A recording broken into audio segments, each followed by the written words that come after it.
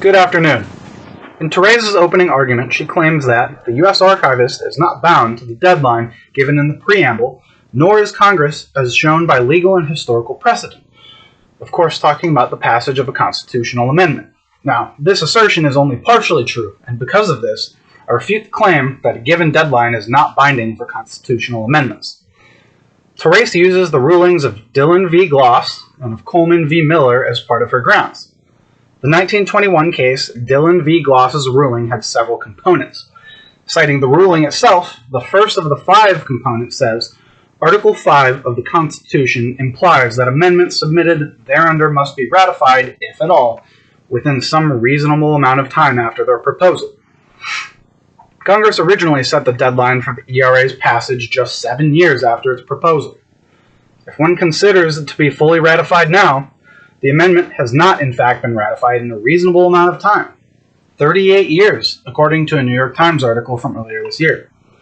Where Therese is correct is that there was a legal ruling that built upon Dillon v. Gloss. That ruling was Coleman v. Miller in 1939, which, according to Annenberg Classroom, acknowledged that while an amendment should be ratified or abandoned in a reasonable amount of time, there is no technical timeline that it must be ratified under unless otherwise stated. But where Therese's assertion relies on the interpretation that Congress isn't bound to a deadline, what Coleman v. Miller more specifically ruled is that states may continue to consider an amendment regardless of how long it has been since it was first proposed, only if Congress has not specified a ratification deadline. Not only was the ERA given a 7-year deadline, but it was also given a 3-year extension, which then expired in 1982, according to the Brennan Center for Justice and a 2020 article. Now, there's 2 key takeaways here. 1, the adoption of the ERA isn't legitimate in the legal sense, as explicitly determined in the landmark cases discussed, and 2, the adoption of the ERA doesn't even follow the guidelines of timeliness set by similar landmark cases.